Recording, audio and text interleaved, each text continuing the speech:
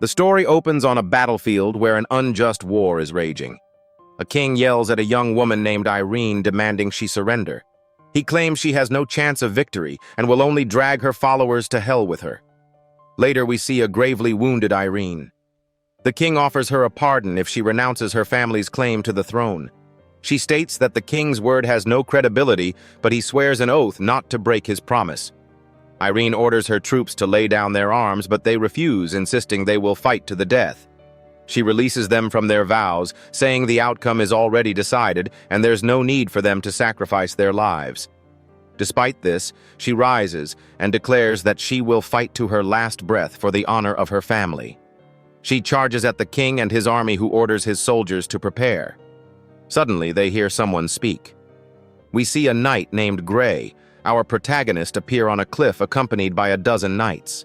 He declares that he has sworn loyalty to Irene and that those who oppose her are his enemies. He orders his knights to attack. The scene shifts to a port sometime earlier, where we are told a supernatural monster has shattered the peace of the area.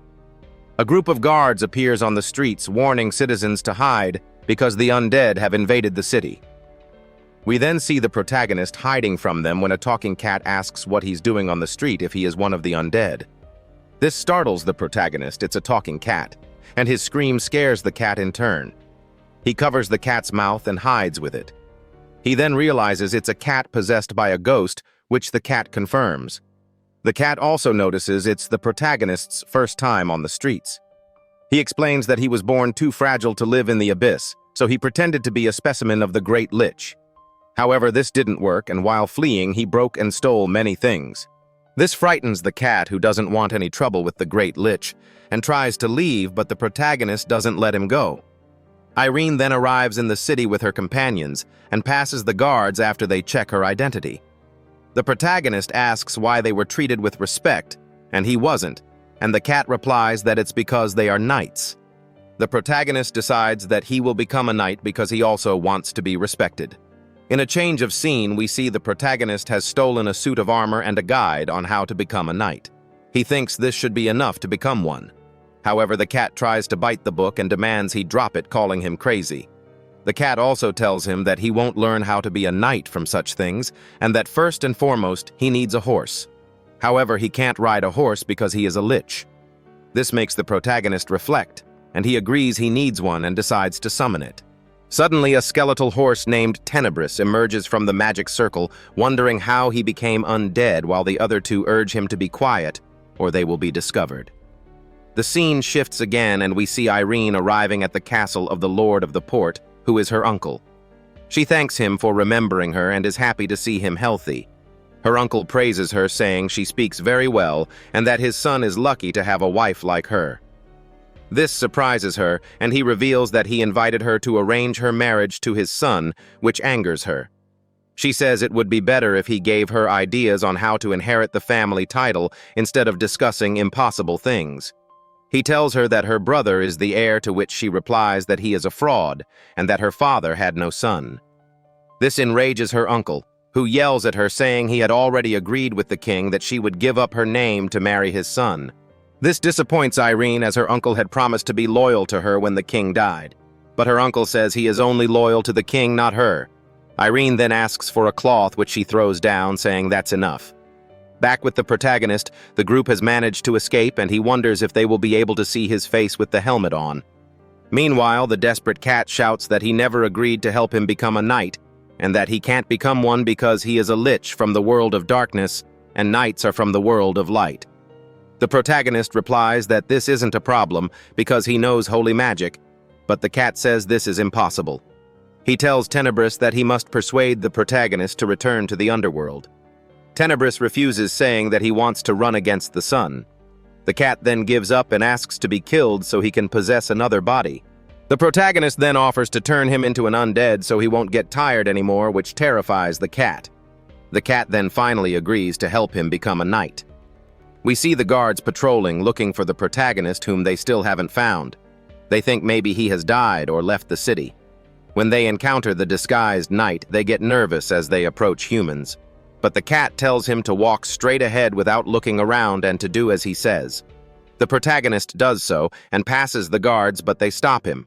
They tell him he should find a place to stay instead of wandering the streets, as there is a curfew in the city because of the undead. The protagonist says that's fine, and the guards continue on their way to get a drink. The protagonist celebrates and says he's a genius for using the armor. Next, the protagonist says it's time to find a master to make him a knight, but the cat tells him he won't find one in the middle of the night. When the protagonist doesn't understand why the cat has to explain that it's because they are sleeping. The protagonist agrees to do as the cat says and asks what to do now, as he's excited about being a knight for the first time. The cat suggests going to a tavern.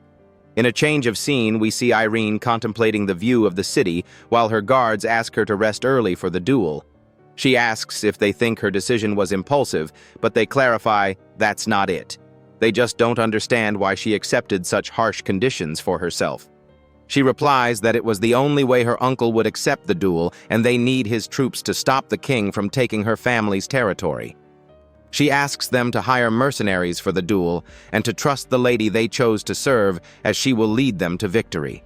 Next, we see the protagonist's group arriving at the tavern, where the cat tells him to order a glass of wine and a fish for him. The protagonist enters and the waitress leads them to a table. Meanwhile, some mercenaries are watching, and one tells their leader they should recruit him for their group. The protagonist is happy to be called a knight. The cat discovers that all the money the protagonist has is a single small coin, the only thing he took as a memento from the Great Lich's treasury. But the protagonist tells him not to worry, as they can get more money by gambling with the mercenaries. The leader's friend insists on recruiting him, noting that he's winning every round of the game. We see the cat suggesting the protagonist should lose because they are drawing too much attention. Then a mercenary offers to play for a large stake. The cat tells him to refuse, but the protagonist accepts anyway. The two leave the tavern with a lot of money, but the mercenaries follow them and call him a cheater, threatening to kill him if he doesn't hand over the winnings. But the protagonist summons Tenebris and mounts him to fight the bandits. They recognize him as a knight and try to pull him off his horse, but Tenebris initiates his attack and knocks them all down in an instant. This surprises both the bandit leader and the cat. In another scene change, we see the public arriving at the arena for the duel. They comment that a knight will be competing against a famous figure from out of town, and that it has been a long time since there was so much excitement. Among them is the band of mercenaries accompanied by the protagonist, who says he was paid a lot of money to participate. The leader says that with the protagonist's skills, it will be a piece of cake, which makes him excited because he thinks he will receive his knighthood this way. However, the leader clarifies that they received temporary titles for the tournament because they couldn't participate without being knights. This leaves the protagonist dissatisfied, as he still wants to be a real knight. Next, we see the Count warning Irene that she will lose a lot of prestige if she loses, and that he is worried about the family's reputation if that happens. But she replies that he doesn't truly care about that, and that she will keep her promise if she loses, so she expects him to do the same if the opposite happens. The rules of the tournament are then announced. Each side must send one knight to fight one-on-one. The loser is eliminated or can surrender. The winner of each round has the right to decide if the next round will be a battle on horseback or on foot. This will continue until all the knights from one side are eliminated. If the Count loses, he must swear loyalty to Irene, but if she loses, she must marry his son. Then the Count's knights enter numbering in the hundreds, while Irene's are only a few dozen. This makes the people and the Count mock her. She asks if the mercenaries have arrived, and her guard confirms they have. The tournament then begins. Initially, Irene's knights have the upper hand, but gradually the Count's superior numbers begin to tell. Irene's guard asks to enter the battle, but she tells him not to rush and to call for the mercenaries, as she plans to use them to tire out the Count's knights. In a change of scene, we see the mercenary leader telling his men that the lady has summoned him and that they shouldn't disgrace themselves, which surprises them as it's only the first round. Irene's guard reminds them of the importance of the match for the House of Pereira, so he hopes they will help his lady win. But even they have doubts given their overwhelming numerical disadvantage. Even if they do their best, they can't guarantee the outcome. The guard thinks it's a great shame they have to resort to a group of gangsters. Suddenly, the protagonist appears and asks if he can become a knight. He's told that the lady has already granted him the title, but the protagonist clarifies he means a real sealed knight. The guard says he is being too ambitious, but Irene interrupts. She tells the protagonist that the title must be earned through merit. Therefore, if he defeats 50 men in the tournament, she will grant it to him. The cat is about to refuse when the protagonist accepts, leaving both the cat and the guard speechless, but not Irene, who says she will wait to see him in action. The cat scolds the protagonist, who just tells him not to worry. The protagonist argues that Tenebris could kick 100 of them, but the cat points out that everyone has chosen to fight on foot. To earn the right to fight on horseback with Tenebris, he must first win a duel on foot. The cat then asks if he knows anything about swordsmanship, to which the terrified protagonist replies that he does not. Irene returns to watch the competition. The count remarks that he didn't think she would stoop to trusting the Red Scorpion mercenaries, suggesting her family must be in decline. She coolly tells him to wait and see. We then see the mercenary leader Base called into the ring. He says it's time to get serious. A moment later, he easily defeats a soldier, securing 5 consecutive victories to the crowd's applause. In response, the Count, with a sinister smile, tells his butler to send in a special opponent to show the mercenaries the consequences of defying him. The crowd comments that the Count's knights are trash compared to Bay's, and that he could probably win 10 more matches. When the Count's next knight appears, everyone is stunned to see he is a giant. He stands before Base and tells him they're going to have fun. Meanwhile, we see the protagonist struggling to even handle a sword. He says it would be better to think of a magic spell that can move on its own, though the cat tells him he should just give up. Back in the ring, the crowd calls the giant a terrifying monster. The butler announces the start of the 10th duel. The giant attacks Base directly, but he dodges. Base counterattacks, but his sword shatters against the giant's body without causing any harm. The giant strikes again, and although Base tries to evade, he is thrown forcefully against a fence. Satisfied, the Count declares this is what happens when people oppose him. However, Base gets back up, wincing in pain from what he says are broken ribs, and declares he'll have to ask the lady for double his pay. The giant attacks again, but Base leaps, avoids the blow, and uses his broken sword to strike the monster in the eyes, blinding him. As he lands, Base dashes forward and slashes his opponent's ankles with a single strike. The giant calls him a bastard and accuses him of fighting dirty as he falls defeated. Base, spitting blood, retorts that he isn't a bastard, but the most beloved mercenary leader in the Port Base. Irene immediately orders a medic to be called and for Base to be replaced. Time passes, and night falls on the city. The cat asks the protagonist what he's doing there instead of fighting in the tournament. The protagonist replies that since he can't use a sword, he's making a weapon he can use. The cat tells him that's fine, but if he doesn't hurry, the tournament will probably be over. The protagonist then rushes on his way. The fighting continues until midnight, and we are told that only 6 of Irene's men are left standing. Although they were weaker, the Count's knights relied on their superior numbers to defeat the lady's knights, and they still had 61 fighters remaining.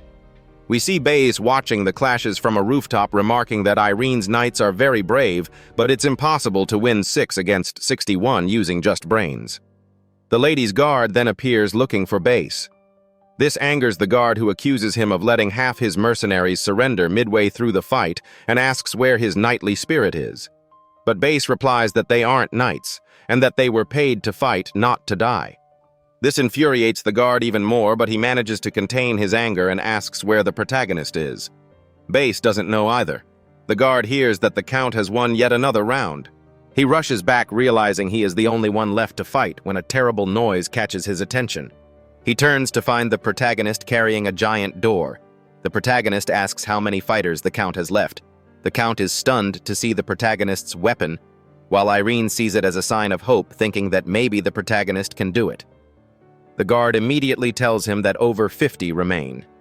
"You can do it," he says. The protagonist is glad he made it in time and throws the door into the middle of the ring. He then stands on top of it and tells the Count's soldier that he's ready to start the game. However, the soldier is speechless, quickly drops his weapon to the ground, and surrenders to the protagonist on his knees. The protagonist calls for the next fighter, but the Count's soldiers panic, refusing to go and arguing amongst themselves about whose turn it is. The Count is furious that the protagonist used his palace door as a weapon, calling it a disgrace he will never tolerate. The audience watches the protagonist in amazement, wondering who he is and realizing he's carrying the Count's palace door. Someone wonders how things ended up like this. The Count's butler informs him that the situation is bad because the knights would rather renounce their titles than fight the protagonist. But they still have one chance if they change the fighting style to a cavalry battle. The Count realizes this is his only way out. We see the protagonist getting annoyed because his next opponent won't appear. The Count calls out to him, praising his strength. As the tournament organizer, he requests to see the protagonist's cavalry skills, certain they are as impressive as his physical prowess. This irritates Irene, who reminds the Count that the winner decides how the next battle is fought. But he tells her that his men will refuse to fight if she doesn't accept a cavalry battle, meaning the tournament cannot proceed, something she does not want. She turns and asks the protagonist if he accepts the request for a battle on horseback. He agrees, but only if the Count sends all his remaining knights to fight him at once. This shocks Irene. The Count is also surprised and asks the protagonist if he truly wants to fight all his soldiers. The protagonist confirms, explaining that if they keep refusing to fight, he won't be able to defeat 50 men. Irene's guard tells her he's crazy and can't possibly face so many alone. In contrast, the Count readily accepts the deal, calling it a marvelous offer. The guard thinks this is madness and that they should stop the match. Just then, Irene steps forward and asks the protagonist if he is making this request with total confidence. He says yes, and that he will bring her victory. She accepts and tells him to show the Count his bravery with all his might. The protagonist jumps off the door, thanks her for her kind words, and Tenebris leaps into the arena from a rooftop. The Count yells at his butler to get his knights into the ring and orders them to prepare for battle. The soldiers mount up and form a formation, declaring that their honor depends on this battle. They must bring him down and end this farce. The cat, finally realizing the situation, asks the protagonist what on earth is happening. The Count's knights charge at the protagonist. One of them, seeing a perfect opportunity to regain momentum, thrusts his spear at the protagonist. He dodges and counterattacks with his sword, but the soldier realizes he hasn't taken any damage.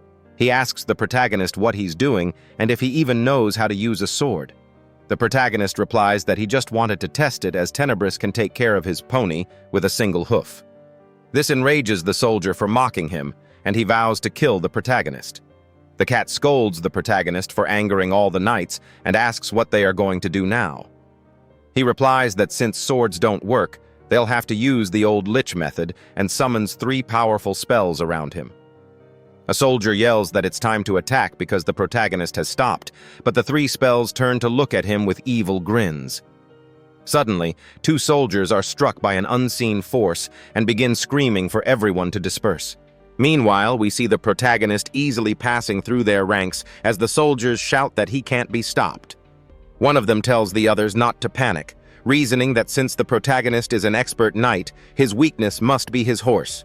He uses his spear to try and stab Tenebris, but a magical barrier blocks the attack, and Tenebris knocks the soldier down with a single blow. The protagonist continues his advance, leaving a trail of carnage behind him. He laughs because Tenebris is enjoying the battle. A wounded soldier says that the protagonist is as terrifying as a monster, as we see him standing with the full moon behind him. The terrified Count asks how this is possible, insisting the protagonist must be cheating somehow. Meanwhile, Irene's guard is amazed, saying the bastard actually did it. Next, we see Irene raising the protagonist's sword and presenting it to him. He thanks her and asks if he can become a knight now that he has defeated 50 people. Irene replies, yes, she will keep her promise and grant him the title of a sealed knight. This sends the crowd who have entered the arena to cheer for him into a frenzy. We are then told that at that moment, a knight who would change the entire world was born. The Count leaves the scene in a rage, while the audience applauds the protagonist, tossing him and the cat into the air to celebrate. This terrifies the cat, who thinks they're going to break his bones because they've discovered him. We see a citizen telling his friend to run to the castle because the protagonist is throwing out gold coins and precious stones. The citizens celebrate and wish him a long life. The cat asks the protagonist what he is doing, and he replies that he is distributing the treasure he found to the poor as he continues to toss out riches. We are told that it all began the night before when Irene granted the protagonist the title of Knight of the Silver Moon. She apologizes for this modest ceremony, but hopes he will walk by her side in the future. The protagonist replies that he will, and that he will fight for her until death. Later at the palace, a servant guides the protagonist to his room to rest. Once they are alone, the cat sighs as he climbs onto the bed, saying that his master has truly gone crazy, for a lich has become a knight. The protagonist starts to laugh and celebrate with a shout that he has finally become a knight, while the cat watches on, thinking his laughter held a strange, lonely echo, a taste of the lich's lonely nature. The protagonist then says there are still many things he doesn't know, so he must hurry and start learning. The cat tells him to be quiet and go to sleep, but the protagonist insists, saying he needs his advice. The cat explains that the poor doesn't refer to a specific person, and that compared to the count, everyone in the port is poor. Besides, the castle is full of treasure, so he can just find it himself. And with that, the cat goes to sleep. We return to the present, and the cat realizes the protagonist has robbed the count's castle, which he confirms. The cat simply says, "Damn it." In a change of scene, Irene's guards visit her in her office. She asks what they want from her so early, and one of them asks if she truly trusts the protagonist. She says they both witnessed his bravery and that they need his strength. But the guard points out that they don't know his past and that he didn't even take off his helmet during the ceremony so he could be an agent of the king. Irene replies that if he were, she wouldn't be sitting here talking to them. This leaves the guard speechless. She tells him that the protagonist is a man she trusts, so she expects them not to speak of this again. Just then, one of Irene's soldiers bursts in shouting that he brings more news. He tells them the protagonist has stolen the count's treasure and is throwing it from the castle tower. This stuns the guards and causes Irene to break her quill. She says she will go to him while her guards plead for her to calm down and lower her sword. We are told that Irene never considered herself a competent lady. We see her in a flashback training in swordsmanship with her father. She defends herself by blocking a blow, but the knight's strength makes her fall and he throws his sword into the air. Her father tells her there's no way she can become the next Grand Duchess if she falls so easily. However, we are told she had a quality she hadn't even noticed she was good at pretending. In her mind, she is upset, but on the outside, she asks her father to try again without showing any emotion. Back in the present, Irene wonders to herself what the protagonist is doing and if he's trying to complicate her life. Although the Count has lost, he is still avoiding signing the letter of allegiance. We see an image of Irene making the protagonist the Count and his guards pay for their actions, a scene we are sure she imagined. In another scene change, we see the Count accusing the protagonist, whom he calls an armor thief. The protagonist says he is just giving the wealth he found to the poor as any knight would do. But the Count tells him it's not just any wealth but the treasure that belongs to him, calling him a despicable thief. The protagonist then feigns understanding, saying the treasures belonged to an owner, but he blames the Count for not putting his name on them so he would have known. At that moment, we see Irene and her guards near the scene. A guard suggests she stop the protagonist before the problem gets too big. But Irene thinks the combination of the protagonist and the Count is a magnificent opportunity. We are told that besides pretending, Irene has another essential quality for a lady, an incredibly sharp eye for opportune moments. The Count tells the protagonist that's enough and orders him to bring his master. Just then, Irene appears and asks if her uncle called for her, adding that since he'd been avoiding her, she thought he didn't want to keep his word. The Count is surprised to see her, and the protagonist greets her casually, which irritates the Count. Irene approaches him and whispers in his ear that if he refuses to keep his word, she has the right to immediately strip him of his title. This enrages him even more, but he finally gives in and hands the letter to Irene. As he leaves, he warns her not to think she can fight the king just because she has a few troops of her own. She replies that he doesn't need to get upset about it. Worried, the protagonist asks her if he did something wrong, but she tells him no, that in fact he did very well. Thanks to the pressure he put on the Count, her uncle forgot that Irene can't actually strip him of his title before she becomes Grand Duchess. This startles the guards, who tell her that her inner demons are resurfacing and that she needs to control herself. She apologizes and tells the protagonist that he did a great job, but that it's wrong to steal from others. She says that although she will help him compensate this time if it happens again, she will deduct it from his salary, which the protagonist accepts. Next, Irene tells everyone to pack their bags as they will be leaving the port now that they have the letter. As they leave, the protagonist takes the opportunity to ask the cat what a salary is. The cat thinks to himself that only an untrustworthy master like Irene would accept a lunatic knight like the protagonist, and therefore the future is bleak. The protagonist leaves the city with the knights and meets Irene's army. He is surprised by their numbers and wonders why he didn't see them during the battle. The cat clarifies that these are common soldiers and that only knights were allowed to participate in the tournament. The cat realizes that the count had hired 1,000 men on contract and gets a bad feeling that something is about to happen. As night falls, Irene's army camps on the road and a soldier comes looking for the protagonist and tells him that Oris, Irene's guard, has requested his presence at the lady's tent. Later, Oris tells Irene that he cannot accept her request to use the count's letter to force more lords to join her, fearing something bad will happen if the protagonist remains by her side. If he and Ian were to leave Oris questions, Irene's ability to stop the protagonist if he were to turn evil, leaving Oris speechless. She then asks him and the protagonist to act as trustworthy messengers if they cannot stop him. The protagonist arrives at the tent, and the two guards look at him with disdain, making him wonder if he did something wrong. Oris pulls him aside and tells him he is counting on him to keep Irene safe. The guards leave, causing the protagonist to panic, wondering why they called him and thinking safety is a person's name. He considers asking Irene who or what safety is and curses the cat for being asleep at that moment. Irene asks if he's nervous, and the protagonist tells her he isn't, but doesn't know what to do. She tells him to stay by her side and strike down anyone who tries to attack her, which he easily understands. Irene then comments that he is an oddball for refusing to take off his helmet and not knowing the knight's oath. She doubts he is from this country, or even human, and under normal circumstances, she would not have accepted a knight like him. The protagonist nervously denies everything, but she reassures him, saying she is not questioning his identity. She tells him that he is her knight, since he pledged his loyalty regardless of what he was or did before, and that she will pay for who he is and ensure he is not mistreated. Meanwhile, the cat wakes up and spots a suspicious person heading toward Irene's tent.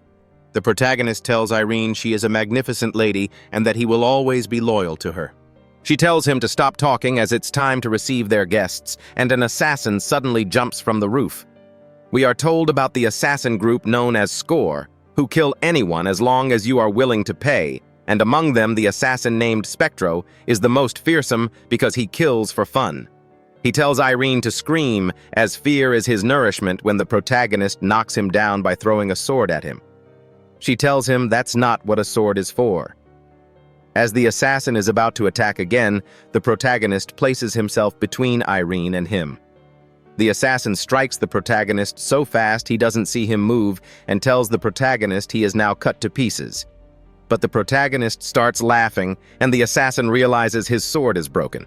The protagonist calls him a liar for saying he had cut him to pieces and delivers a punch that sends the assassin flying. Irene asks what is happening, explaining that the assassin's sword broke from the start, and he only swung the hilt in the air a dozen times. She wonders if the protagonist didn't notice or if they are both crazy, and she orders the protagonist to get rid of him. He then asks if she knew the assassins were coming. She tells him yes, as they usually appear once every 3 days, and since her guards were away, she assumed they would show up, which surprises the protagonist. She explains that because of power and money, many people want her to disappear from the world. We are told it all started with the death of the Duke of the House of Pereira 2 months ago, who left in his will that Irene would inherit his title and properties. But an illegitimate son named Jones appeared, and by law, an illegitimate son had no right to the inheritance. The problem is that Jones was backed by the king, who had the power to grant him the right of succession, an obvious conspiracy against Irene, as the king wanted to take the Pereira territory without bloodshed. Some refused to help due to fear of the king's authority, while others tried to take advantage of the situation. Since her father's death, many have wanted Irene to disappear, and assassination has become a common occurrence for her. In the White City, the capital of the Duchy of Pereira, the guards notice Irene's return and order the gates to be opened to welcome her. A girl there says that she has returned alive as expected, and that she would like to see with her own eyes if the rumors of her finding a brave knight at the port are true. Irene and her army enter the city, and the citizens are surprised by her arrival and by the fact that the protagonist is by her side, whom they say is capable of defeating 100 soldiers. The cat asks the protagonist if he understood everything Irene told him the previous night about her situation. He says no, because there were too many words, but that he understood he must defeat the king, or he would lose his knighthood. Then the protagonist begins to observe the city and says he likes it because it's a lively place while a boy offers him fruit. Irene says she accepts that as a compliment, that the white city is lively and that she must watch over it to keep it alive. She also tells him that she will prepare new armor for him and his warhorse, then asks if he has any specific requirements. The protagonist asks about the armor, and she tells him that it must be a garment worthy of a member of her knights, of the house of Frieren, which must be made with the proper style, material, and weight. But the protagonist says he doesn't know much about it, so he will go with whatever she suggests. Irene tells him he is truly carefree. Next, she tells him that once they are settled, she will invite all the city's nobles to a ball. It is important that they know she has returned alive with her troops and horses intact. As her guardian knight, the protagonist must attend the ball with her because many people want to meet him. She tells him to get ready while the protagonist suffers silently. We see an angel hovering over the city watching the protagonist and remarking that he is an immature lich. He then asks to process the request. Someone tells him that according to the treaty they signed with the leeches, they must observe the situation and refrain from acting with which the angel agrees. Inside the palace, the protagonist admires his new armor, which he loves because of its pattern. The cat can't believe they made it just by measuring his chest size and says that Irene is far too generous with the protagonist, to which he replies that yes, she is an excellent lady. The cat then asks if he is ready for the ball that night, but the protagonist says he doesn't know what a ball is.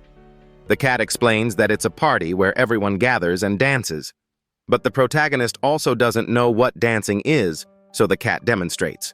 The protagonist begins to imitate him, saying, "It looks like some kind of mystical ritual, so it's great," and declares that he loves to dance.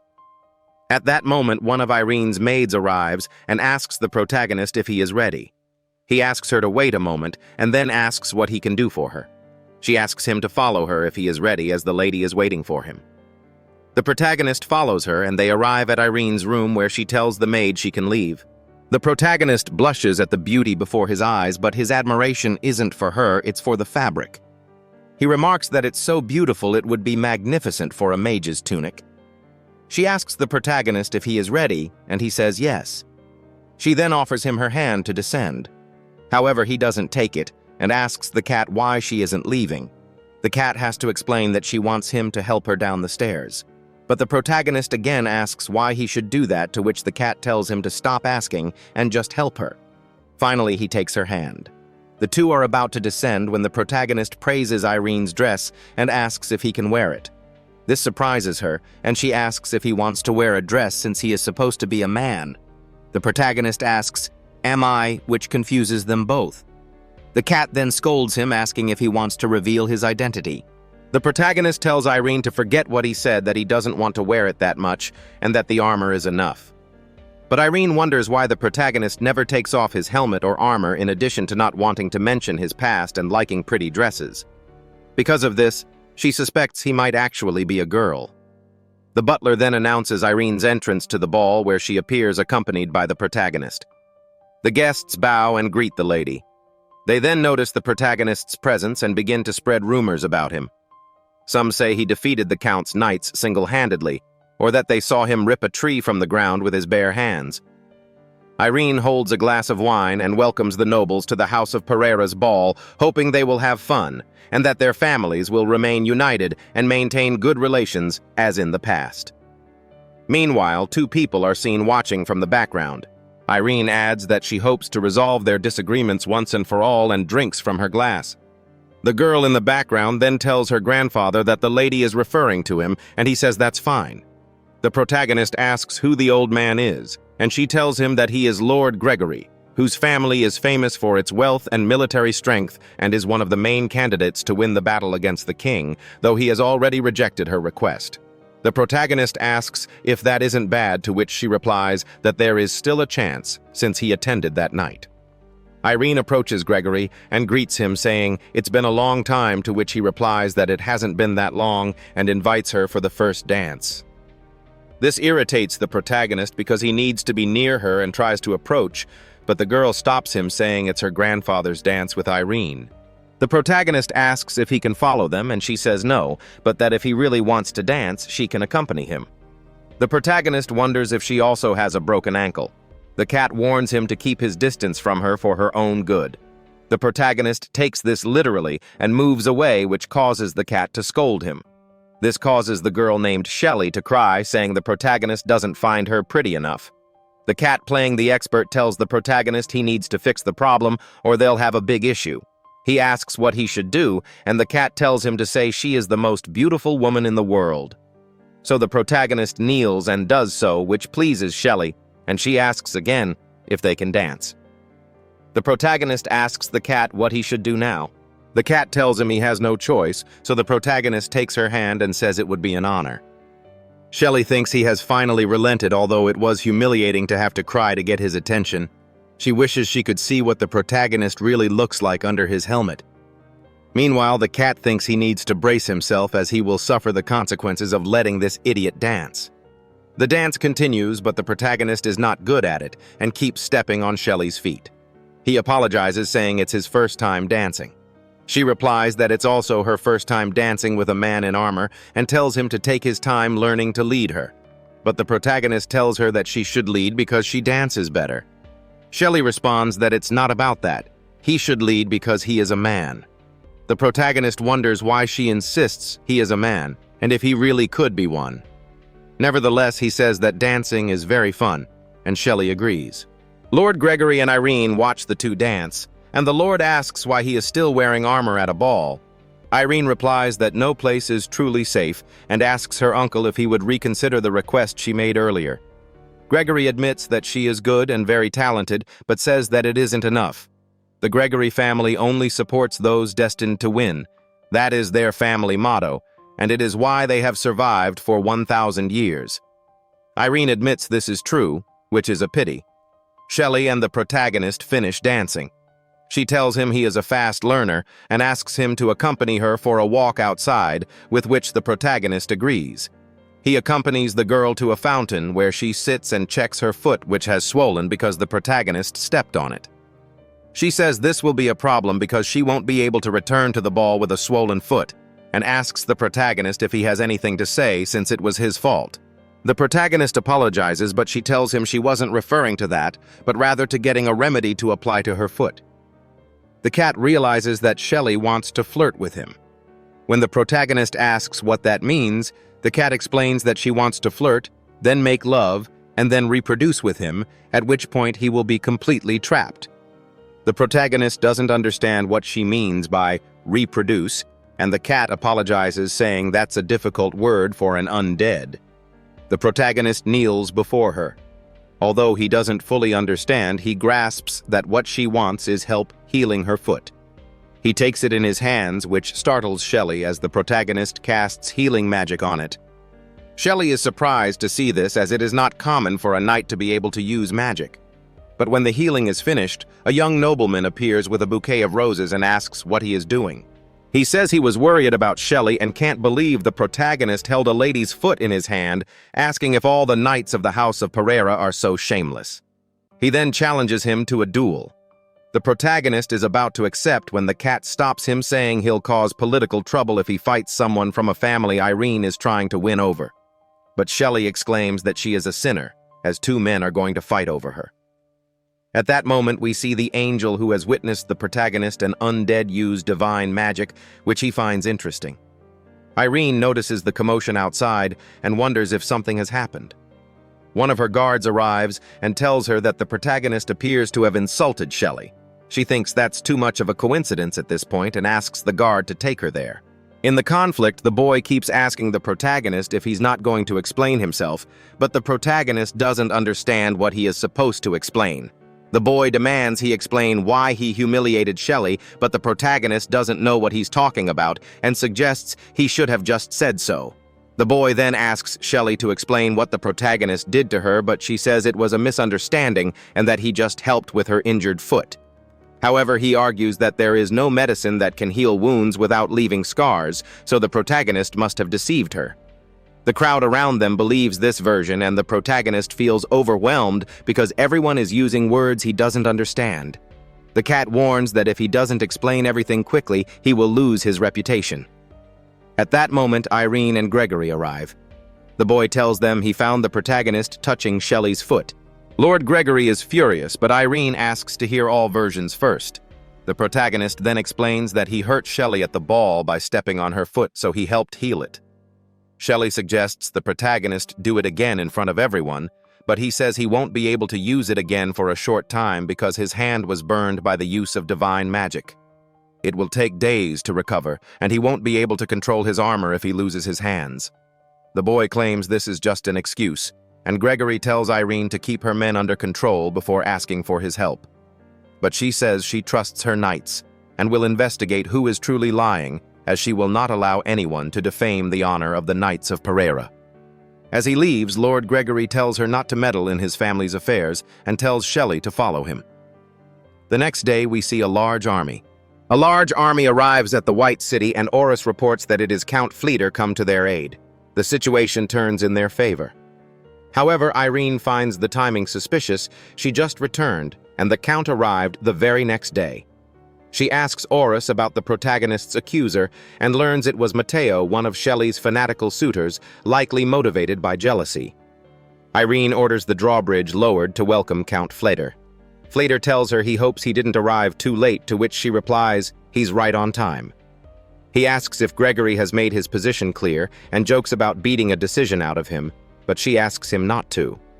He says he's only kidding, but that it's true he will only decide when it really hurts. Irene then asks about the wagons he brought, and Frieren explains his son Jimmy is inside due to an illness that prevents him from being in the sun. Irene asks to see him, and Frieren agrees. Irene approaches the carriage, and Jimmy greets her. She apologizes for putting his father in trouble, but Jimmy says it's all right. Irene notes he is very handsome and invites Frieren into the castle. In Irene's office, her guards say the situation has finally improved, but she remains suspicious. She points out that Frieren's arrival is too coincidental and that his son Jimmy with his white hair looks nothing like him.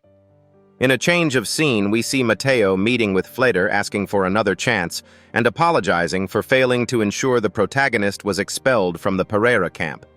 He says he didn't expect Irene to offend the Gregorys by defending him. We see the protagonist in his room writing in a book. The cat asks what he's doing. He explains he's making a list of the knightly duties Irene gave him during his ceremony. He states that leeches don't usually make vows, but when they do, they keep them, so he must fulfill his promises as soon as possible. He decides to start with helping those in need and heads into the city. The cat suggests he shouldn't. As if on cue, a lady throws a tomato at him, calling him a scoundrel. The protagonist wonders why people are no longer kind to him. The cat explains it's not personal against him, but against the House of Pereira, with rivals spreading rumors to make him look bad. However, the protagonist feels no ill will, only pity for those who believe rumors without seeking the truth. Next, we see Matteo with an assassin. He's surprised the protagonist wasn't provoked, but Matteo says it doesn't matter, as the next stage is ready. The protagonist continues through the streets when a young boy runs up and begs for help. The protagonist immediately agrees, saying he will do whatever is necessary. We see Shelley's carriage stopped by the crowd, and her coachman notes it has something to do with the protagonist. The boy tells the protagonist his sister has been kidnapped by gangsters. The cat warns that it's an obvious trap, but the protagonist says that's even more reason to act. The group arrives to find a gang of children holding the boy's sister. He tells them to release her, but the leader tosses her in the air. The protagonist leaps and catches her. He wonders how he could be ambushed by unarmed children. Then the boy apologizes in his mind and starts shouting that the Pereira knight is taking someone captive.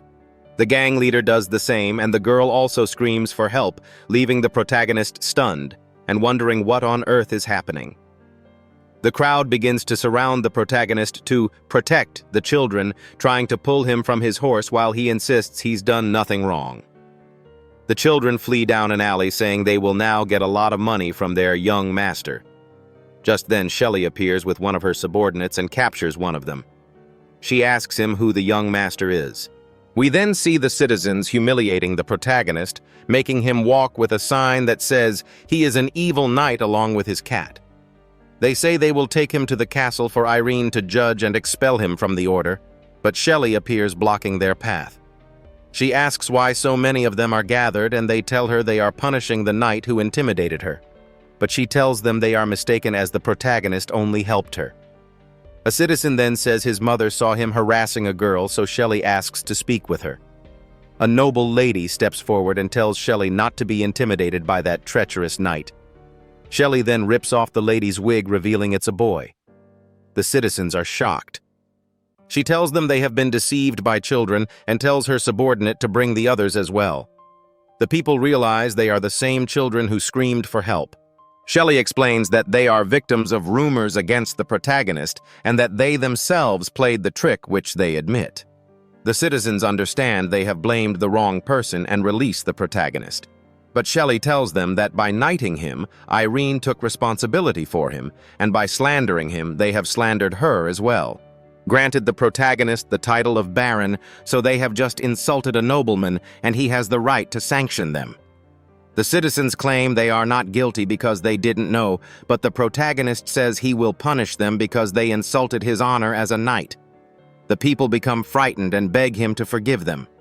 He tells them it's too late and that they must pay, as forgiveness is not something the perpetrators get to decide. He then rewrites the sign they forced him to hold, which now reads that he is a good knight, and tells them to walk with that sign where they made him walk, and then he will forgive them. Shelley starts to laugh and says the protagonist is very funny.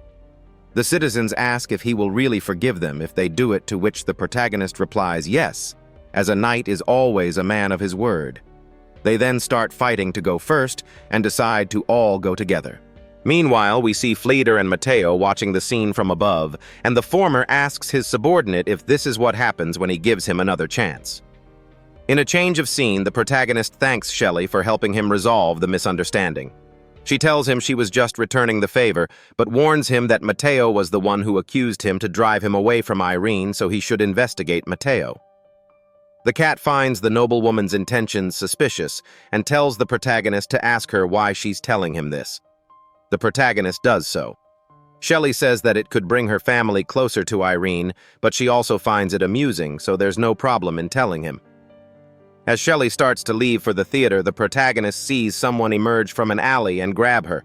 It's Matteo, who tells them not to come any closer, or he will kill her. He explains that he did everything to keep Shelley out of the war, but by helping the protagonist, his lord abandoned him. Now, if he can't sow discord, he might as well eliminate the protagonist, which would make Frieren happy. Matteo tells the protagonist to let Shelley go if he rips off an arm and a leg, otherwise he will kill her. Shelley thinks the protagonist won't do it because he is not her subordinate, and Matteo mocks him for it. But then the protagonist agrees, rips off his arm, and says he hopes Matteo will keep his word. This surprises everyone, and Matteo calls him a true lunatic. But the protagonist says he is not crazy. He is a knight. He throws the arm at Matteo, knocking him down. Shelley's guards take the opportunity and restrain the nobleman. Shelley realizes the arm is empty armor, which the protagonist explains by saying he retracted his arm inside the armor. Shelley thanks him again for saving her life, but Matteo laughs, saying they are not safe yet. By helping the protagonist, the Gregory family is now in trouble. He says that when the time comes, she'll be crying over her grandfather's corpse. We see bandits arriving at his mansion. Gregory wakes up to find himself surrounded by bandits who have invaded his home and killed his guards. They say they have plenty of time to talk. Gregory asks what they want to talk about, and the bandit leader is surprised he doesn't ask who they are and what they want. Gregory replies that it doesn't matter because he doesn't believe they are there to kill him. The leader says he doesn't want to talk to him either and throws a dagger that narrowly misses his head.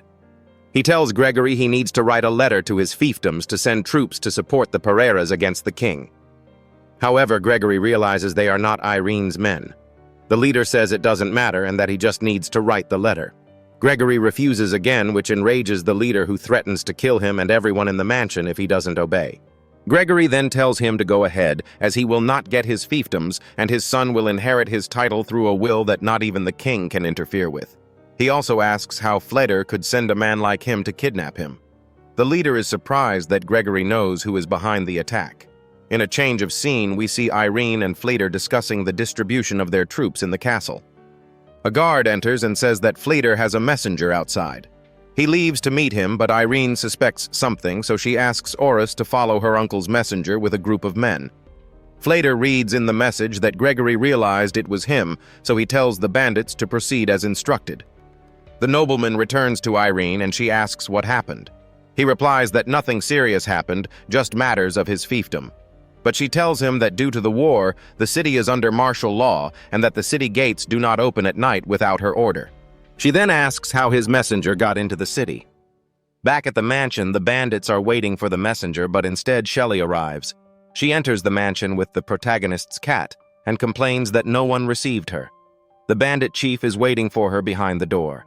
The bandits gag the girl and throw her next to Gregory, saying she is a gift from heaven. The chief tells the nobleman that he is a tough nut to crack, but with his granddaughter it's different, as everyone in the city knows how much he loves her. He asks what would happen to her if he refused to write the letter, which enrages Gregory. The bandit grabs Shelley and asks Gregory what he can do if something happens to her right then. He then removes the girl's gag so she can speak, saying torture isn't fun without screams. But she just clicks her tongue and says it's obvious he's not good at threatening anyone because his threats are too weak. The bandit becomes enraged and slaps her, telling Shelley she'll see if his threats work or not. She asks him why he doesn't try, as we see the cat behind the chief. The cat leaps to scratch him and suddenly activates a magic circle. A few moments earlier, we see Shelley and the protagonist arrive at the mansion. Due to the lack of light, the girl says something is wrong. The protagonist suggests they go in to save them, but Shelley tells him not to enter. Since the mansion has many rooms, they first need to determine where her grandfather is. The protagonist asks what they should do, and Shelley tells him to let her go in alone, and when the time comes, he must find a way to follow her secretly. The protagonist says it will be difficult because of his armor, but if she discovers Gregory's location, he can go directly there if she has the cat with her. He says this won't give her time to run and tell him. The protagonist doesn't mean that and gives her a collar. He says it's a disposable amulet he stole from the Great Lich. She just has to hang it around her neck and hit the ground while shouting his name to summon him. When we return to the present, we see the protagonist appear in front of the bandits. He declares, "There is no room for a single shadow in every corner where the sun shines," and sanctions them in the name of the Holy Spirit, making the angel a messenger of the Holy Spirit who often passes by sneeze. One of the bandits warns the chief that it's the protagonist, but he says he's alone so they can finish him off together. A bandit attacks the protagonist, but barely scrapes his armor and is sent flying with a single blow. The chief tells them not to be afraid, as he only has physical strength, and they will win when they surround him and take the hostage. But the protagonist says he will be punished, and with a single blow, blocks the chief's attack. The chief cries out in pain as he realizes the protagonist has just bound him with magical chains, the so-called chains of light beams, with which, in a single movement, he captures the rest of the bandits. Moments later, Shelley and her grandfather ask if they are okay. The nobleman reflects that the protagonist's abilities were magical, and that the only human in the world who can use them freely is the paladin of the Holy Order. Therefore, he thinks they should re-examine the Pereira family, as they might have requested a favor from the Holy Order. The protagonist asks Shelley what they should do with the bandits, and she tells him she will take care of them. First, she asks the chief if his name is Ed Daniel, and he is surprised that she knows. She also reveals she knows about his family and where they live. Ed tells her not to harm them, but Shelley says she has nothing against them, but the person who sent them might when he finds out they failed. She then offers them two options. The first is to reveal who sent them. The second is that they die to pay for the evidence, and so that their families are not implicated. Ed says that going against that man will bring death to his family, so he asks Shelley to keep her promise not to attack his family, and suddenly dies. Shelley concludes that he bit a poison capsule in his teeth. Shelley then sees her grandfather paying attention to the window and asks what's happening. He says the Pereira family has come to get them. We see the arrival of Irene's knights. He remarks that she is quick in her actions, as it seems they followed the messenger who contacted Fleeter. Therefore, they should leave, so as not to make them wait, as it's time to talk to her. Irene asks Fleeter if he wants to explain anything to her, but he says no, only that some people need to feel pain to make the right decision. Irene tells him she did not give him permission to do that, but Frieren says she didn't oppose it either, and even thanked him for his guidance. She looks at him coldly, and Frieren says that supporting her is a risk, and that since he helped when she was weak, she should be grateful to him. She says she has learned her lesson. Moments later, Ibi complains to Irene and asks how Frieren dares to ask for thanks after everything he did. But Irene tells her to calm down, as hitting him now could provoke the other forces that have united against them. She asks how Count Gregory is, and the guard replies that he is fine, thanks to the protagonist who was also targeted by Frieren and managed to find the Count by following clues. Irene meets with Gregory, and he asks if she argued with Frieren. She says yes and tells him what he said, but that she couldn't do anything against him. She is worried that he might be a rat for the king, but the Count tells her it's not that simple. If he wanted to get his hands on him, he would have caused riots, so the king would send troops. He asks her how she suspected him so quickly. Irene tells him that Frieren brought his son Jimmy with him, but he has white hair which only the Pereiras have. So she suspects he is the bastard son the king found, and they can only wait to see how events unfold. We then see Frieren enter a room in the castle where Jimmy is and ask how he dares to come to him at that time of day. Frieren then kneels and apologizes, calling him "my lord." The boy tells him it's no problem, and asks what happened that made him ask for his help. The nobleman tells him that the protagonist has been sabotaging his plans from the beginning. He is a strange person who no one knows where he comes from and acts like a child, but he is also very strong and brave in addition to being loyal to Irene. Jim understands then that the nobleman wants the protagonist to disappear and says he will help because he is also curious about him. Meanwhile, we see him release a horde of bats and that he also has wings. Suddenly, we see that one of the bats is caught by the angel who asks for permission to eliminate Jim, saying he is an underage vampire. But her contact tells her she can only observe and do nothing, as she must act according to protocol until the other side kills a human. She replies that many deviants are appearing and she has a feeling that they will gather more in the city. Irene meets with Frieren and Gregory and asks for their opinion on the deployment of the defensive line for the battle. Frieren suggests that with Gregory's army, they can expand the line, and Gregory agrees as long as they don't place his army with Frieren's dishonest soldiers. He fears that Frieren might stab him in the back during the battle, but Frieren believes he should be willing to do so if he is going to fight alongside him. At that moment, Jimmy arrives and complains to Frieren for not playing with him, but Frieren tells him he can't. The boy then asks to play with the protagonist. In a change of scene, the protagonist asks why they are going underground instead of playing, and Jimmy tells him not to worry. When they arrive, he welcomes them to the underground playground, where no one will bother them. However, Shelley appears behind the protagonist and asks why they are there to play. Jimmy gets upset and tells her that he only invited the protagonist and that she came on her own. She explains that she was bored and suggests they all play together. Jimmy agrees and proposes they play the Brave and the Dragon game, in which an evil dragon has kidnapped the princess, and the brave knight emerges to kill the monster. Suddenly, Jimmy uses a skill called Illusionist's Oil that hypnotizes the group. He tells Shelley that she is the brave knight while the protagonist is the dragon mortal enemies who will fight each other for the princess. The protagonist then asks if he can be the brave knight, as that is a more suitable role for a knight. Jimmy realizes his hypnosis didn't work on him. The cat then hits the protagonist and says he is just his Mount Lord Dragon. Jimmy thinks he chose the wrong person and tries to hypnotize the protagonist again, but he is not affected. Shelley appears behind Jimmy with a brick, calling him a princess and telling him to get away. Jimmy realizes this is due to the story he told before the hypnosis, and Shelley brutally beats the protagonist. When she defeats him, she tells him to go back to the castle with a terrifying expression that scares Jimmy. He screams for her to go away and for someone to come quickly to help him. In a change of scene, doctors are called urgently, and we see Shelley and the cat lying in a bed. Meanwhile, Irene asks the protagonist why Shelley fell into a coma after going out with them. The protagonist tells her he doesn't know the reason, but the doctors say they were affected by dark magic, which requires a priest for treatment.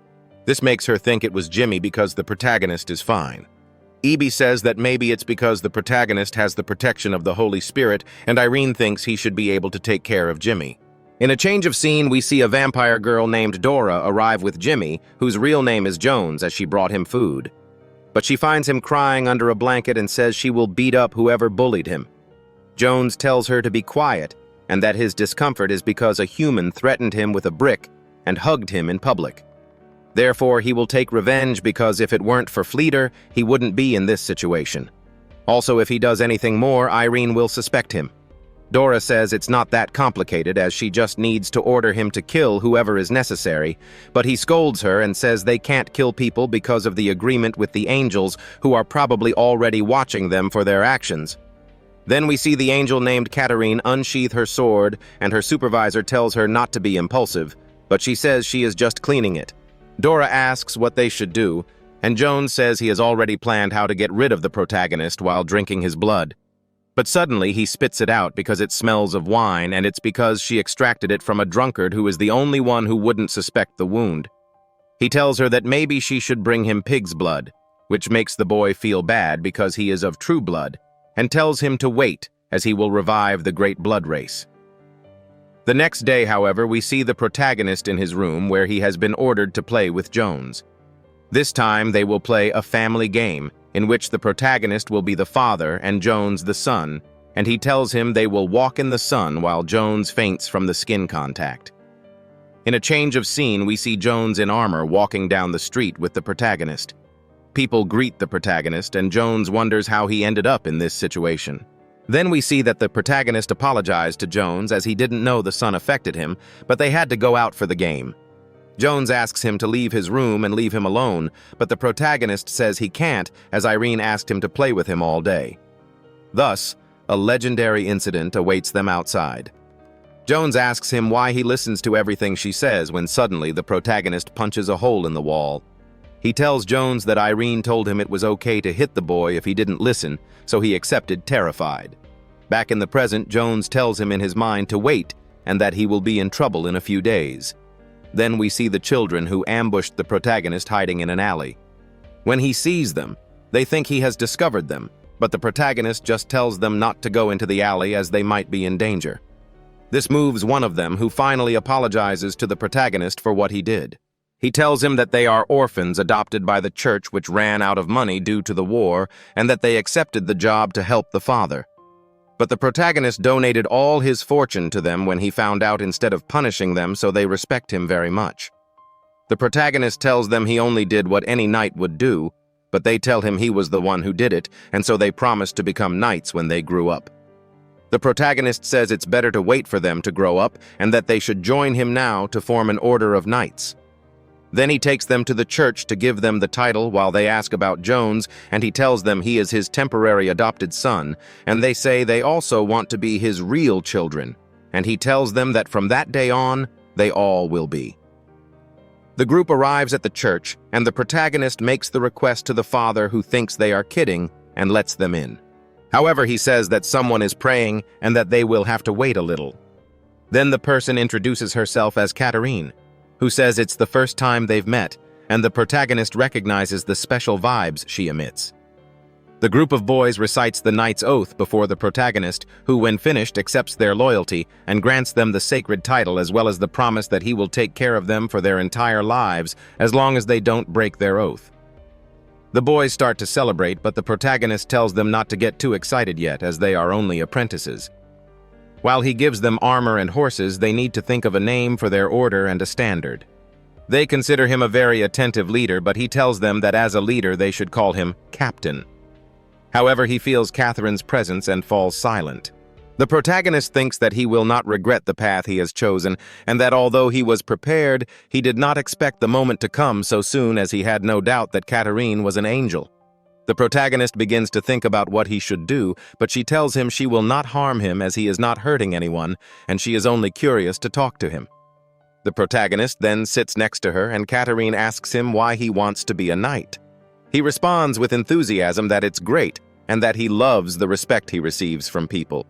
Katarine is suspicious of him, and tells him that the path of the knight is not easy, as he can lose that respect, and his lord can start to question him, which will make him unhappy.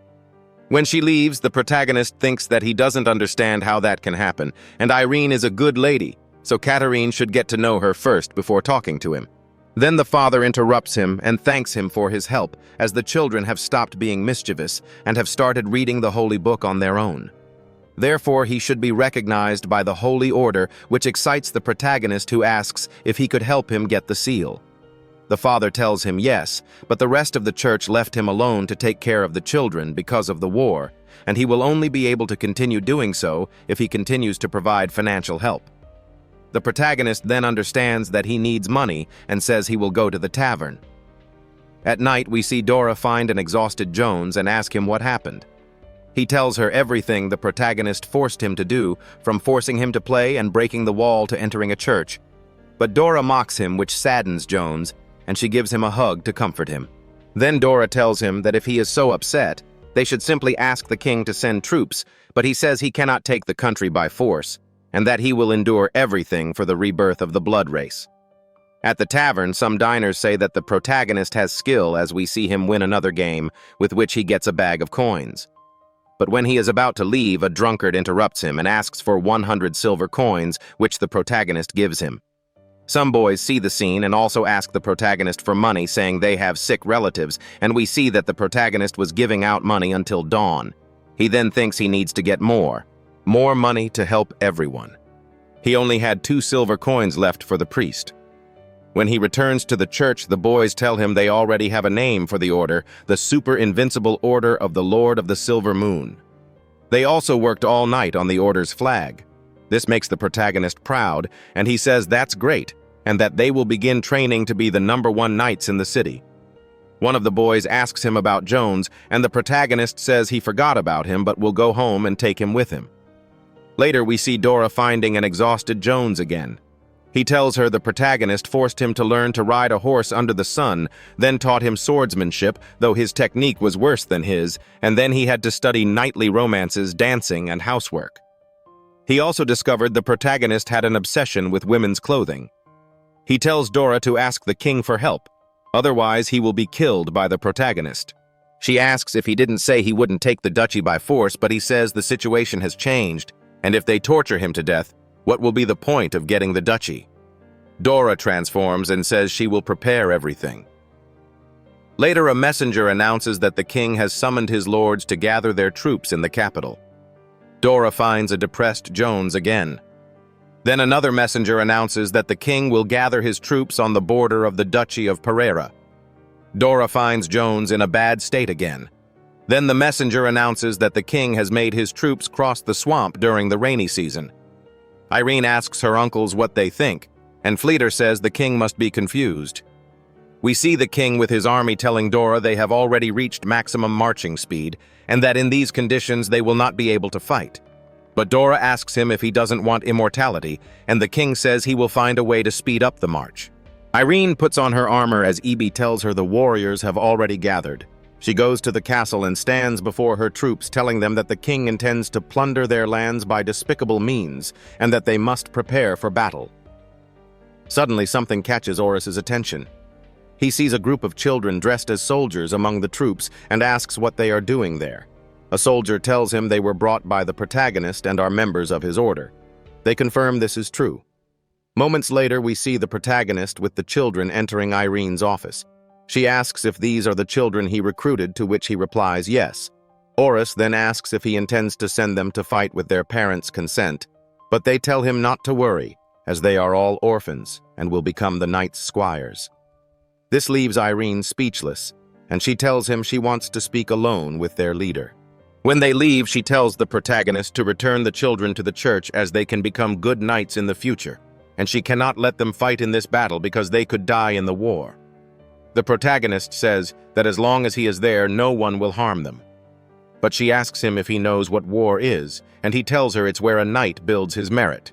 He says it's where life and death meet, where knights born in poverty make their names, and where all those who aspire to merit and glory thrive. Later, we see the stables where Tenebris asks the protagonist how long he will hide there. The protagonist says he angered Irene, who told him to find a place to reflect on his actions. Since the cat still hasn't woken up, he asks to stay for a while. Tenebris is surprised that the protagonist angered Irene with his great character and asks him to tell him what happened. However, the protagonist says it's not a pleasant memory. We see the protagonist's memories where Irene angrily asks him if merit and fame are all that matter to him. She tells him that if he wants to build a career with greater renown, she won't stop him, but that he should not involve the children in his arrogant desire for glory. She says the battlefield means bloodshed and sacrifice, and that the reason they take up their swords and fight is to prevent their children from entering the war. However, the protagonist says they are no longer children but good knights who still have room to grow, and that he can protect them in battle so they can help her win the war, and she doesn't need to worry. But this only makes her angrier, and she asks how he will protect them when 10,000 people come at him. They will be defenseless, and since they can't protect themselves, death awaits them. To this, the protagonist replies that death is not terrible and should not be feared, and even if they die, he can bring them back to life. This only enrages her further. Back in the present, the protagonist says that's when she told him to go away and reflect. And Tenebris says he understands Irene's anger. He asks the protagonist if he knows what it means to be alive, and he asks if Tenebris is alive at that moment. Tenebris says no, because when you are alive you can eat, but the undead don't need to. They just burn fire. And if you are alive you can eat, smell, and feel something an undead cannot do even if they are conscious. The protagonist says he thinks he understood what he meant, and asks what he should do to understand correctly. Tenebris suggests he visit a tavern and use magic to taste the food and become addicted to it. So the two set off to experience what it means to be alive. On the way they come across the drunkard and his wife, who asks him not to gamble again as it's all they have left. Besides, they are in debt and he has already lost 2 fingers because of it. The old man says he will change things and will hit her if she doesn't let him go. The protagonist intervenes, but the old man says it was his fault for giving him so much money and that he should compensate him with more. The protagonist says he will, but the wife says he shouldn't do it because this time they might kill him. The protagonist offers the 2 silver coins he has left, but the man says it's not enough. Meanwhile, the protagonist wonders what he is doing and that it's not the same as the knight in his book. The messenger arrives for the last time in the city with the news that the king's army has crossed the great snowy mountains and reached the territory of the Duchy of Pereira. Irene says the day has finally come and presents her men with a summary of the situation. The king is on the other side of the river with 40,000 soldiers after a month of hurried marching. With the troops sent by the nobles, that number could reach 100,000, while she and her allies have only 20,000. Therefore, when the king crosses the great river, they will have no chance to defend themselves. However, Gregory says they still have a chance because numbers aren't everything. He says the king's soldiers are exhausted from the march and that if there is a delay, the river will overflow due to the rain. Therefore, he does not have the advantage of the weather. Besides, they are not familiar with the terrain and the levee. Irene says there is nothing that can beat them, as she reveals she sent people to both sides of the river a long time ago. Therefore, all they need to do is break the levee before the king can consolidate and crush him with a single blow. She says this is the best time to attack and that only by capturing the king can they win the battle, so she asks her uncles to accompany her. Flater says of course they will go as they are in the same boat now. Next, Ebi tells Irene that the protagonist did not appear after the alarm, and she tells her to forget about it for now, as he will only go to the battlefield voluntarily. Ebi also tells her that Shelley has woken up and said that Jones knows dark magic capable of manipulating people's hearts and that he is not human, which surprises Irene. In a change of scene, the tavern customers wonder why the protagonist is still there after the alarm went off. The cat appears and throws something at the protagonist. He tells him he mistreated the drunkard who lost everything by giving him money and now holds a grudge. The protagonist replies that he is just fulfilling his vows, but doesn't understand why things turned out this way. The cat tells him that the human world is very complicated and gives him the example of a courtesan who is being bothered and who will probably lose her job if he helps, as well as a musician who is being humiliated. The protagonist says he doesn't want that but doesn't know what to do. The cat replies that no one really knows, and that's why there are so few good knights like him. Then Catherine remembers the words she said to the protagonist. As the battle approaches, she wonders what he will choose. The protagonist arrives riding into Irene's camp and asks where she is, as he needs to tell her something important. The soldiers tell him, and he hurries, but they notice his horse is not Tenebris. The protagonist reaches Irene's tent. She thinks he couldn't waste the opportunity to make a reputation in battle, but when she asks what he has to report, he doesn't answer. She tells him to wait there. Suddenly, he draws a knife and stabs her. Then he tells the soldiers to burn all the boats so they have no way to cross the river. She curses him as it was a miscalculation.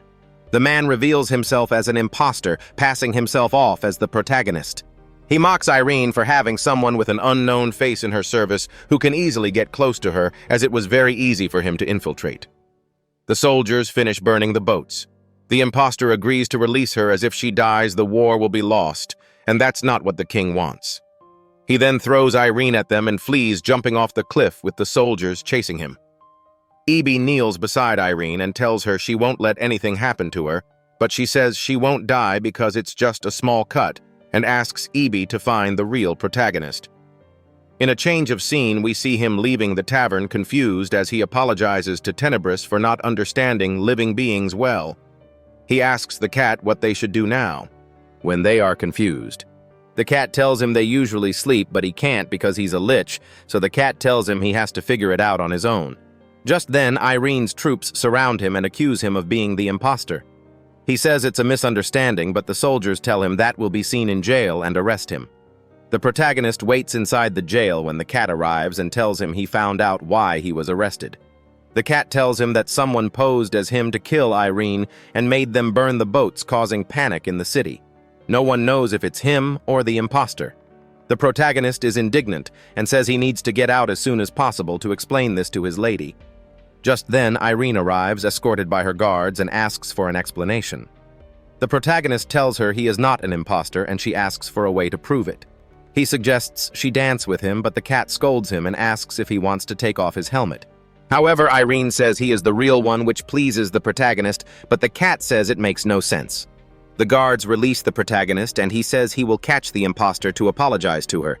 But she tells him there's no need, and that he should stay in the castle to take care of Shelley and keep an eye on Fleeter and Jones. The protagonist says he wants to help her in the war, but she tells him he will help more by doing nothing, as everyone is afraid they can't recognize the real one. The protagonist says his chivalry doesn't allow him to see his lady go alone into battle, but she yells that she doesn't need his chivalry as it won't help her achieve victory, and without it, it has no value. Therefore, she only needs him to stay in the castle without running off, and the protagonist says he understands. In a change of scene, Shelley finds the protagonist, who tells her he knows the situation is a lost cause. She asks what he did to make Irene confine her best weapon in the castle. The protagonist tells her he wanted to fulfill his vows, but she no longer believes in him. Besides helping everyone he met, he is not sure if his actions helped or harmed them, and doesn't understand the meaning of the oath he took when he was knighted. But Shelley tells him that although the situation is confusing, he helped her and her family, and in her heart, he is the best knight. The protagonist thanks her and wants to ask more questions, but Shelley says she's not very good with them, so if he really has a dilemma in his heart, she suggests he visit the church. We see someone trying to throw a hook at the wall but failing, and the guards barely notice the sound. We see that it's the priest who thinks the city walls are too high to climb, and that he should have gone with the others after being informed about the war. Suddenly, the protagonist appears behind him and scares him. The priest asks him what he's doing there, and the protagonist tells him he is confused and would like to seek his guidance.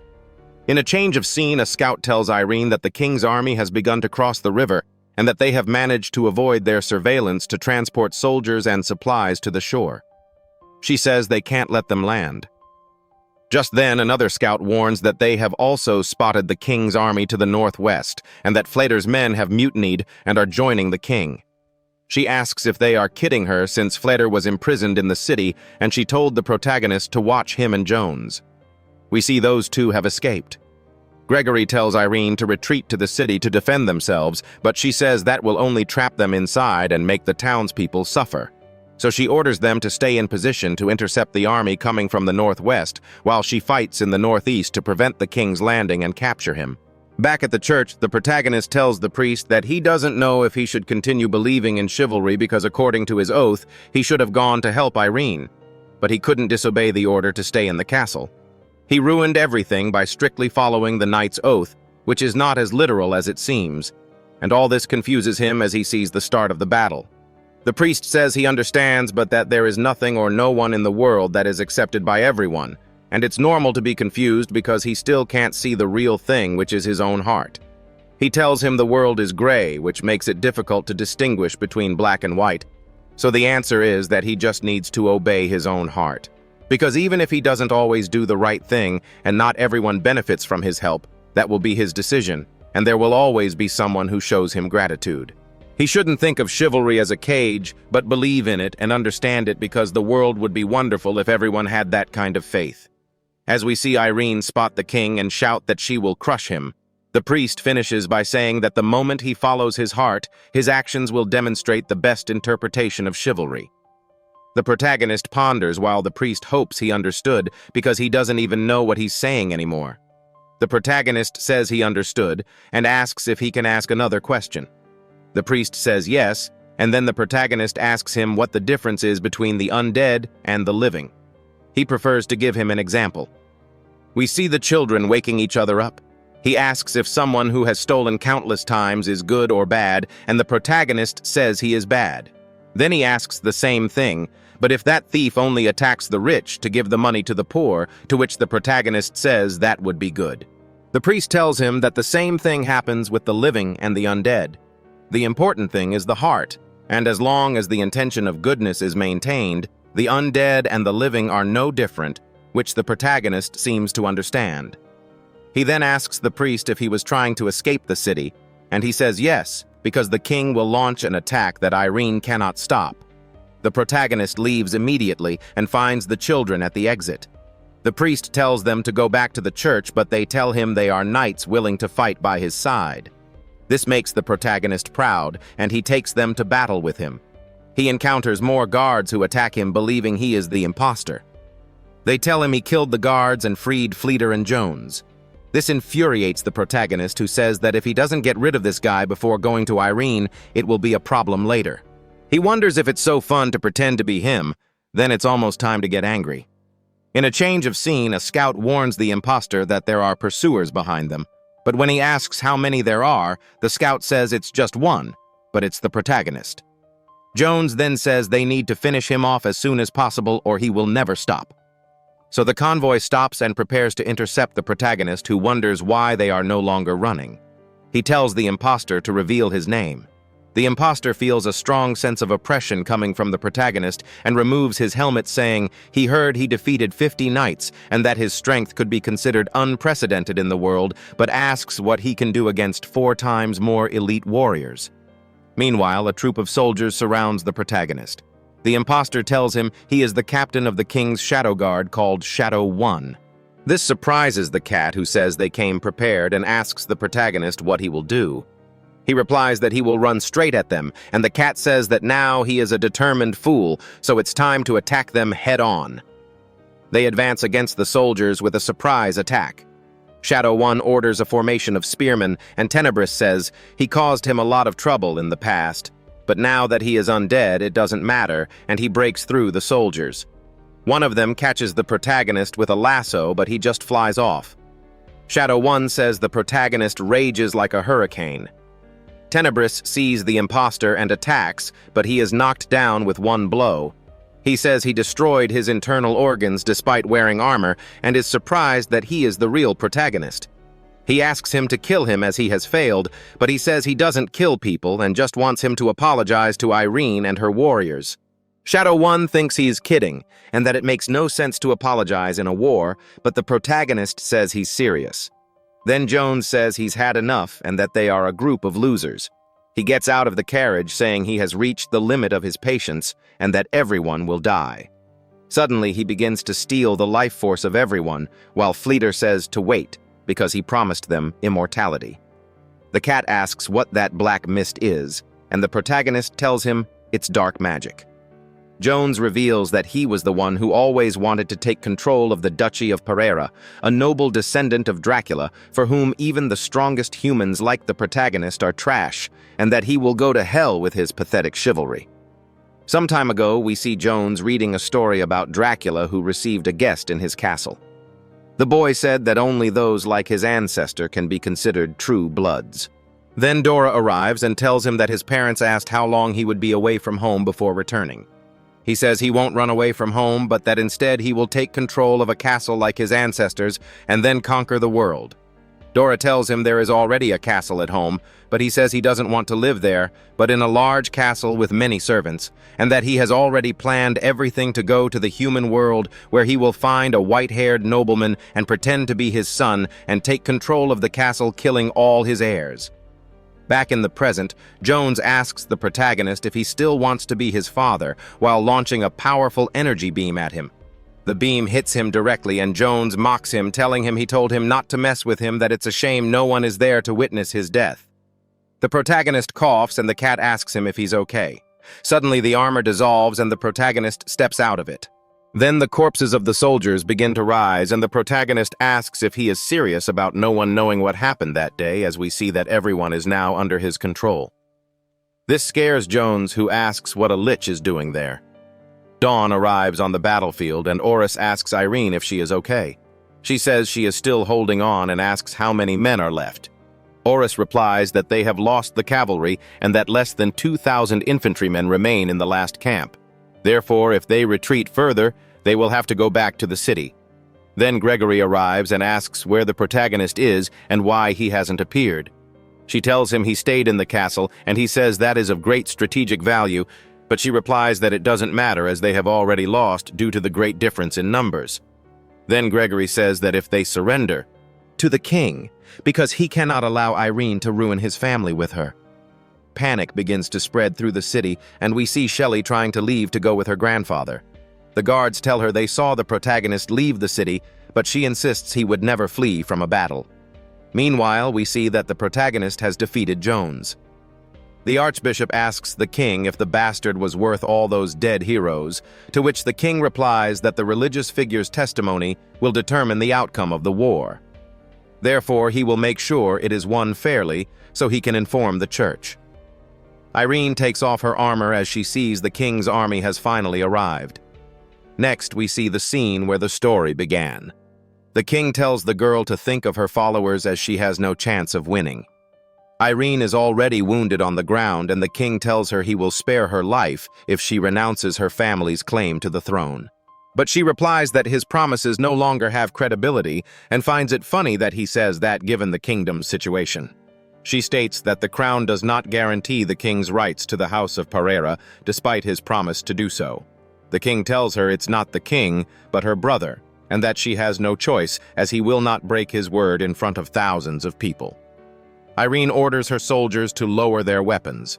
They tell her they can still fight and ask her to allow them to accompany her to the end, but she replies that it is no longer necessary as the winner has already been decided and there is no need for more unnecessary losses. Thus, she releases them from the debt to her family that brought them to the battlefield and tells her generals that this is her final order. Everyone obeys and drops their weapons. Irene thinks that everyone has been released from their commitment to her. Suddenly, she remembers the protagonist and thinks it's probably good that he's not there. She thanks everyone for being with her and says that the next battle will be hers alone. She then gets up and tells the king that she will not retreat as her home is behind her. Amid the confusion of her troops, she attacks him, saying she will fight to the end of her life. The king calls her a fool and tells his soldiers to prepare. Suddenly, they hear someone reciting the virtues of chivalry. Irene stops because she recognizes the voice. When she looks up, she realizes it's the protagonist with a group of knights. This scares the king's army. After reaffirming his loyalty to Irene, the protagonist orders his forces to attack. Catherine finds this amusing because when all the humans gave up on their promise, a little lich keeps his, and she wonders what the protagonist's end will be. Moments before we see the children waiting outside the city walls, wondering why the protagonist has not yet returned. The cleric thinks he admires him because he took them out of the city and went alone after the imposter, and he says he should learn from him. Suddenly, a knight appears riding beside him. Frightened, the cleric wonders what the cavalry is doing there, especially since their armor belongs neither to the White City nor to the king's army. In seconds, they find themselves surrounded by knights. He thinks he needs to invent an excuse to protect the children, but then one of the children says they are on their side because they have the silver moon emblem on their clothes, so it must be the protagonist. He then appears and says he is back and has brought armor and war horses with him. He asks the children if they are ready for battle, and they say yes. Worried, the cleric asks him if he will really take them to fight, and the protagonist tells him yes, as he promised to do so, and a knight never breaks a promise. We return to the present, where the protagonist and the children attack the army. The king wonders what so few knights can do. He calls his own knights and orders them to attack. The soldiers on the city walls notice the protagonist's arrival and say they are saved because he didn't run away. The two forces are about to clash, and we see Catherine ask her teacher, the abbot, if the protagonist can win.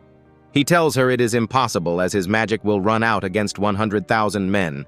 She admits this is true, and that's what surprises her, because even knowing his opponent is invincible, the protagonist continues to strive. The cat tells the protagonist he thought he would bring the army of the undead, but only brought the children, so he is a fool. The protagonist tells him it's because the Holy Spirit told him he doesn't need an army of the undead to participate in the war. The cat complains that it's actually because the undead were unstable, and asks if he really believes he can defeat the king's army. At that moment, the children begin to lose control of their horses, so the protagonist uses a massive blessing to strengthen them. This surprises Catherine, and the children feel empowered. The archbishop is also surprised because what the protagonist did is a miracle that only a paladin can use. Catherine says the protagonist keeps moving forward, even knowing he is not invincible. The Golden Knights try to stop the protagonist and his order, but they easily overwhelm them because they are immune to swords and spears. The cat worries because the miracle has set them on fire, and they will die. The protagonist replies that it is just a revelation from the Holy Spirit. The cat warns that this will burn them to death and asks if he doesn't care what will happen to them. But the horse also says he will fight with the holy light, and the cat suffers for being the only normal one on that team. The king wonders why there is a paladin under Irene's command when he hears one of the citizens start cheering for the protagonist. Shelley joins him, as do the citizens who tried to humiliate him in the past, and Irene's entire army who proclaim the event as a miracle. The abbot scoffs at the humans for believing this, but Catherine tells him that this is what they were taught, that when evil consumed the land, heroes bathed in light would appear to save the world. Suddenly, Catherine materializes in front of the protagonist and asks if he remembers her. The protagonist remembers. The girl tells him she will help him and places an angelic mark on his chest that stops the flames. The protagonist asks if the Holy Spirit recognizes him, and Catherine tells him not yet, but that now he has the approval of an angel. The archbishop dismounts his horse, saying he is the guardian angel of the paladins, and that since it is a miracle, it is not a war sanctioned by the Holy Spirit. This worries the king, who tells his soldiers that it doesn't matter as they are few and they can crush them. But the archbishop interrupts and says that now he has enough reason to suspect that he started the war under the influence of dark forces. This leaves the king cornered, and he prepares to kill the archbishop, asking how he can ally with the enemy he invited. The protagonist notices this, so he quickly jumps and pushes the religious man away from the king's sword. Once safe, the protagonist asks if he is okay, which completely convinces the archbishop. He then shouts to the army that the king has been corrupted by darkness, and in the name of the Holy Spirit, he calls all devout knights to end this unjust war. They turn to look at the king, and he tells them not to look at him because the enemy is on the other side. Between the orders of the king and the archbishop, the army's knights hesitate on whom to obey. We are then told that in his youth, the king was known for his bravery. He commanded a large army and defeated the invaders of the neighboring kingdom of Alan despite being outnumbered. This made him the king of the kingdom of Isaac, and all knights wished to be like him. But the legacy of every hero has an end. The archbishop insists that the soldiers lower their weapons, but they refuse because they have a promise to the king. But the religious leader tells them that promises do not include injustice, and asks them to look ahead as they are fighting against the Holy Spirit itself. The cleric then shouts that if they insist on fighting, he will also fight, and tells everyone that the knights who bravely accompany the protagonist are just 12-year-old children, and if even they defend their land, the adults should not be afraid. This motivates the citizens, who say they must also fight, and they begin to cry out for the Holy Spirit, which demoralizes the king's knights. Then one of the soldiers kneels and tells the king he cannot continue fighting for him because despite his promise, he cannot declare war on the Holy Spirit. All the soldiers begin to lower their weapons for the same reason. The king questions what they are doing and if the enemy's words are enough to weaken their loyalty. But then another knight kneels and says that he also saw it as the king was talking to a silver-haired girl, and the army realizes that the king was corrupted and that they were fighting an unjust war. They turn to look at the king with disdain, and he tells them not to see him that way as he only wanted to live forever and his own soldiers are punishing him. Catherine says it's all over, and the protagonist asks if he won, to which the cat replies yes, and that he is the best knight. The protagonist then crosses the army to reach Irene, before whom he kneels.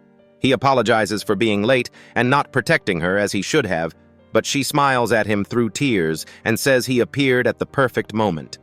Thus, Irene's forces celebrate the victory, as do the people of the city, and Shelley says that this chivalrous drama has finally had a perfect ending. It is said that during the Battle of the White City, the protagonist appeared for the first time in human history. He himself defeated the king's army of 100,000 men, which was a miracle in military history. After the battle, the king was dethroned and awaited the papal verdict. The nobles who conspired with him were also captured and sanctioned with the full support of the church. In this way, Irene inherited the duchy and became the true ruler of the territory.